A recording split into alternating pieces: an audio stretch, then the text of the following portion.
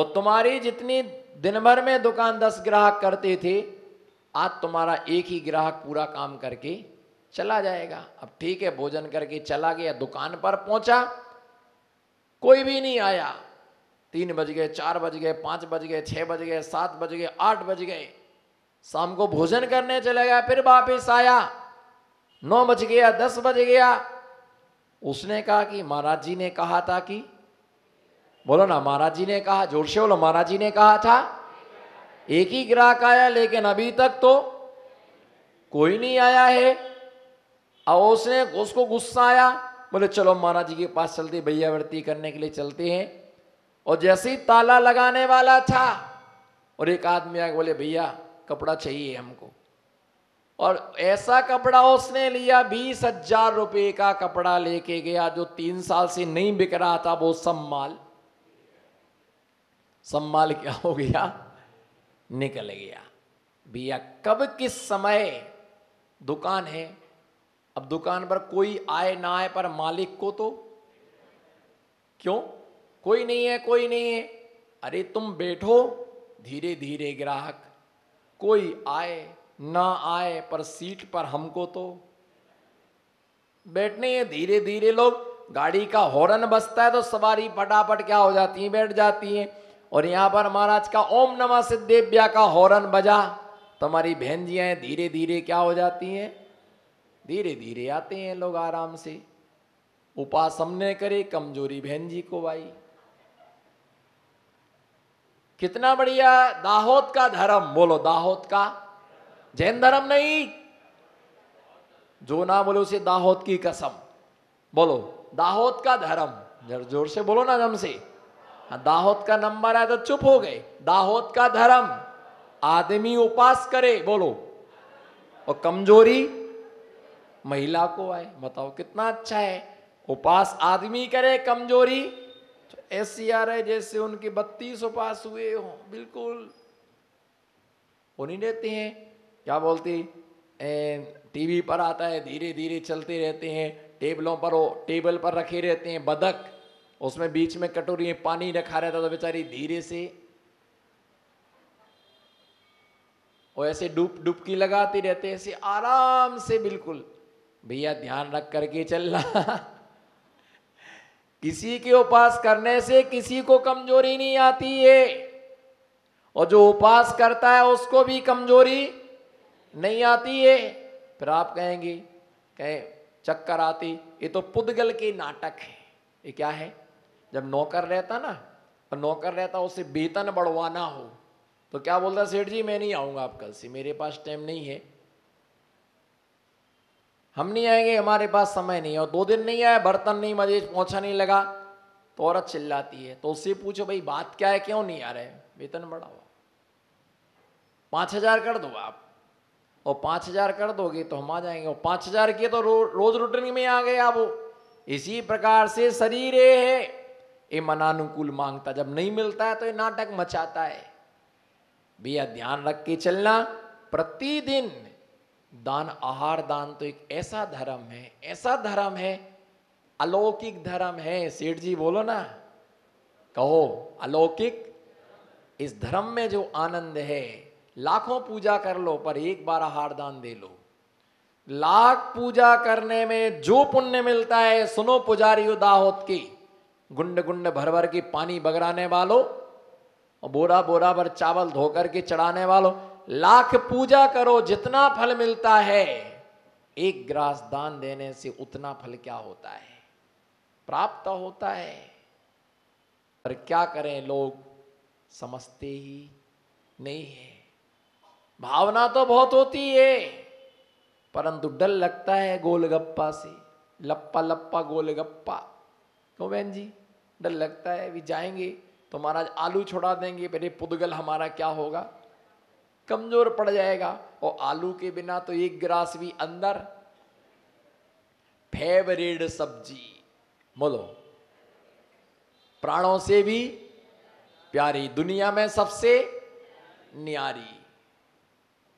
तो भैया कुछ करने के लिए कुछ ना कुछ तो त्याग करना ही पड़ता है।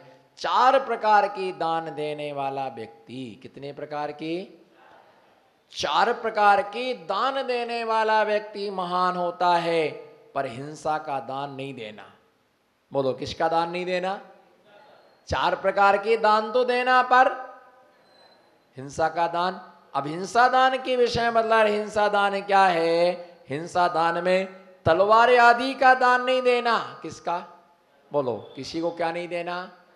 तलवार नहीं देना, फरसा नहीं देना, गैती नहीं देना, कुदाली नहीं देना, अग्नि, आयुध, विष, साकल आदि, इनसे जीवों की हिंसा होती है। जितने भी हिंसा के साधन हैं, वो हिंसा के साधन कभी भी किसी को नहीं देना।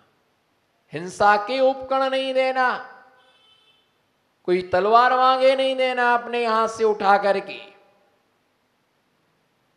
क्षत्रिय अपने हाथ में तलवार रखता है, क्षत्रिय अपने हाथ में तलवार रखता है, पापियों का वह संहार करता है।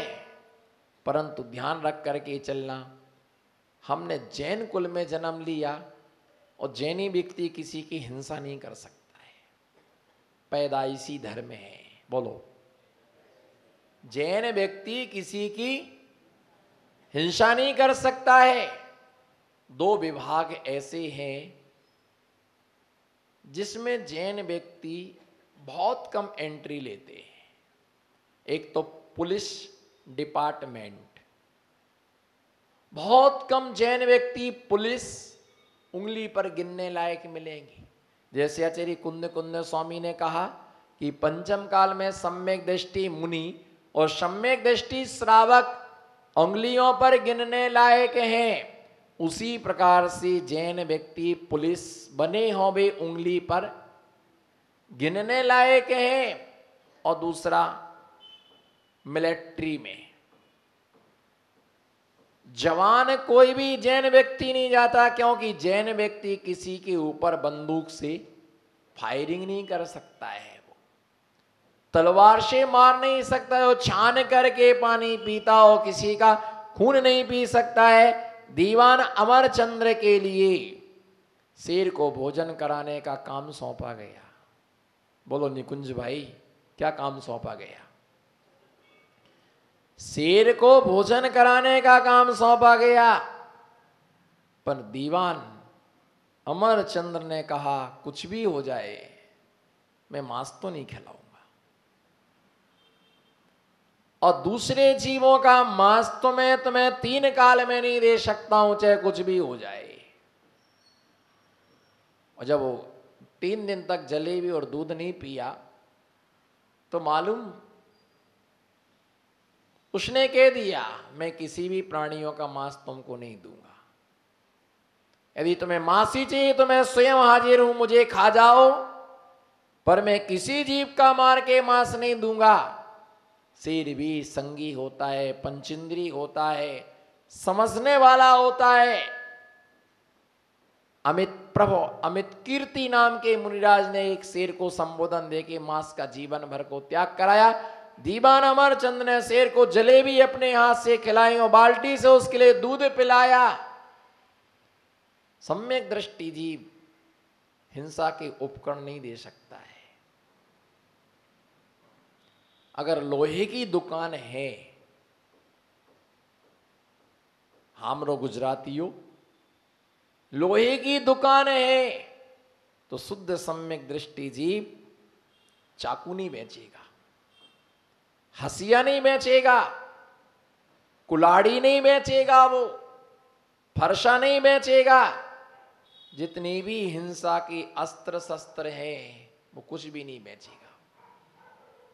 अगर किराने की दुकान है, सुनो भैया ध्यान से, किराने की दुकान है और शुद्ध सम्यक दृष्टि धर्मात्मा है, तो माचिस नहीं बेचेगा, माचिस नहीं बेचेगा। वो नहीं भैया माचिस नहीं बेचते। तुमने कहा कि कोई माचिस ले जाएगा मंदिर में जाके, भगवान का दीपक ही तो जलाएगा, चौके के लिए गैस जलाएगा। हो सकता किसी ने माचिस ले जा करके और किसी के लिए आग लगा दी तो, कचड़े में उसने आग लगा दी तो क्या होगा, कितना पाप। जिसने माचिस बेची उसका भुगतान उसके लिए भी करना पड़ेगा। शुद्ध सम्यक दृष्टि माचिस नहीं बेच सकता है। बोलो, शुद्ध सम्यक दृष्टि माचिस नहीं बेच सकता है। लोहे की दुकान है तो वो तलवार, चाकू, हसिया ऐसी वस्तु नहीं बेच सकता है। फिर वो कहे क्या बेचूं लोहे की दुकान पर, नट, बोल्ट, कील, तसला, कितने सारी सामग्रियां लोहे की आती हैं, वो ऐसी सामग्रियों को बेचता है। हिंसा की वस्तु नहीं बेचता। अब वो कहे मैंने तो बेच दिया, ले जाने वाले के ऊपर डिपेंड करता है। नहीं, अगर ऐसा व्यक्ति लोहे, अगर कुल्हाड़ी बेचने वाला व्यक्ति आहार दान देने का पात्र नहीं है, क्या तलवार चाकू बेचने वाला व्यक्ति आहार दान देने का पात्र नहीं, हिंसा के उपकरणों के लिए बेचता है। आदमी कहे कि फिर तो हम व्यापार कर ही नहीं सकते, ऐसा नहीं है। तलवार नहीं देना, फरसा नहीं देना किसी को, कुदाली नहीं देना। कुल्हाड़ी जो है वो किसी के लिए कुल्हाड़ी नहीं देना। क्या मालूम किसी की गर्दन काट दे तो, बच्चे को मार डाले, गाय को मार दे तो। अग्नि का दान किसी को नहीं देना।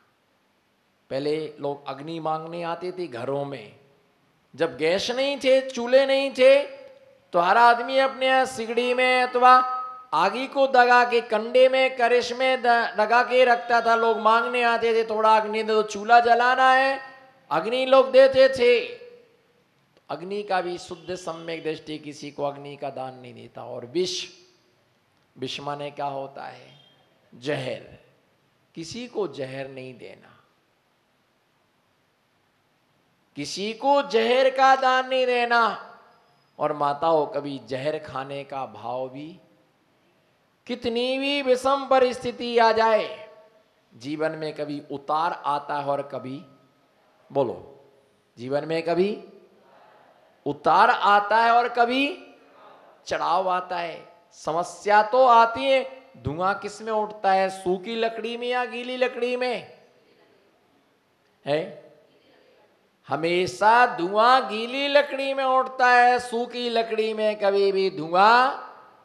जिसके सारे कर्म सूख गए हैं, ऐसे सिद्ध परमात्मा, उन्हें कभी समस्या नहीं आती। पर हमारा जीवन गीली लकड़ी की तरह है और कहीं ना कहीं कोई ना कोई समस्या हमारे जीवन में आती रहती है। और कोई आया, हम तो मर जाते तो अच्छा था, मर जाते तो अच्छा था, एक पुड़िया लाते खा लेते, 2 मिनट में काम हो जाता। हे बुढ़िया, हे बुढ़िया, मत खाना जहर की पुड़िया। और खाई जहर की पुड़िया तो फिर मर के फिर बनेगी गुड़िया, और बनी जो गुड़िया फिर से बनेगी वो बुढ़िया। तो जहर नहीं खाना, कोई समस्या बन गई, नहीं हुआ मनानुकूल काम, मुनियों के आश्रम में जाओ, त्यागियों के आश्रम में जाओ, साधुओं के साथ में रहो। मैं आपसे प्रश्न पूछता हूं, मर भी गए अगर आप, तो मर के कहां जाओगे? बोलो, कहां जाओगे? अति संक्लेश भाव ते मरो, घोर शुभ्र सागर में भरो। संक्लेश परिणामों से मरने वाला जीव घोर दुख के लिए पाता है। मर के नरक में चले गए। अच्छा, क्या होता, एक स्थान छूट जाता ना, पर दूसरे पर जाके पछताते। जैसे मान लो किसी मकान में किराए से रहते थे, उसने कुछ के नहीं रहना है इसी घर में, चलो यहां से उठा के डेरा दूसरे जगह पहुंच गए, वहां और समस्या, तो फिर याद आती, अरे यार इससे अच्छे तो, बोलो ना, इससे अच्छे तो वहीं थी। अब पछताए होते का, जब चिड़िया चुन गई, वो कम से कम लाइट और नल का पानी तो दे देता था, थोड़ा बोलता था, पर ये तो बिल्कुल सुनने को राजी नहीं है। आदि छोड़ पूरी को धावे, आदि मिले ना पूरी पावे। मर कर के जहर खा लिया, क्या मिल गया? कोई जहर खा के मरे नरक में जाओगी, तिरंच में जाओगी, वहां और समस्या रहेगी, वहां से मर के फिर और कहीं आए। ये कोई दवाई नहीं है, मृत्यु कोई समस्या का समाधान नहीं है, अपितु समस्या पर थोड़ा सा पति पत्नी का झगड़ा हुआ, बस एक ही दोष देती मरने की, हम मर जाएंगे, हम मर जाएंगे, हम मर जाएंगे। मरो,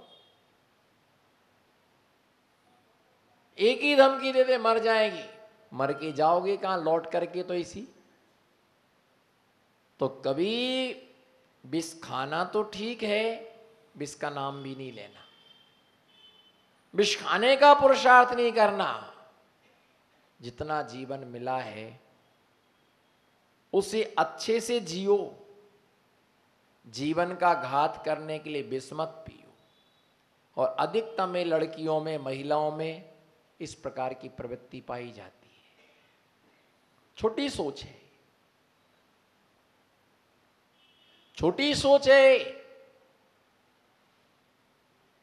और ये मान के चलना सबसे अच्छा समाधान है सुखी जीवन जीने का। बोलो हे गुरुवर, सुखी जीवन जीने का मंत्र दो। बोलो सुखी जीवन, सुखी जीवन जीने का मंत्र है सबको सब कुछ नहीं मिलता है। बोलो जोर से बोलो, सबको सबको सब कुछ नहीं मिलता है, यही सुखी जीवन जीने का राज्य है। कोई ना कोई कमी उसके जीवन में। अब पैसे वाले हैं, करोड़पति अरबपति हैं, पर संतान नहीं है। संतान है तो पैसा नहीं है, पैसा भी है, संतान है तो शादी नहीं हो रही। बोलो नमो सिद्धाड़म। पैसा है तो संतान नहीं है, संतान है तो, और पैसा भी हो संतान है तो संतान की शादी नहीं हो रही। शादी हो गई तो बहू पागल मिली, तलाक हो गया, अब वो टेंशन, पहले टेंशन था कि शादी नहीं हुई, शादी हो तलाक हो गया, वो टेंशन हो गया। सबको कोयल की आवाज, बोलो ना, कोयल की आवाज सुरीली है पर रूप काला है। और मोर का रूप बहुत सुंदर है, पर उसकी आवाज उसकी अच्छी नहीं है। सबको सब कुछ नहीं मिलता। बोलो सबको सब कुछ नहीं मिलता है, यही समाधान का सबसे अच्छा सूत्र है। जो है उसमें समाधान रखो। बोलो जो है उसमें समाधान रखो। हमारा जो घर है वो राजमहल से कम नहीं है। बोलो हमारा जो घर है वो राजमहल से कम नहीं है। वो काली कलूटी हमारी जो पत्नी है वो चक्रवर्ती की पटरानी से, बोलो चक्रवर्ती की पटरानी से। अब तुम देखो आगे का दांत टूट गया और एक कान छोटा है, कलर भी थोड़ा काला है, यहाँ पर तिल है, वहां पर मस्सा है, यहाँ मस्सा, खत्म तुम्हारी किस्सा।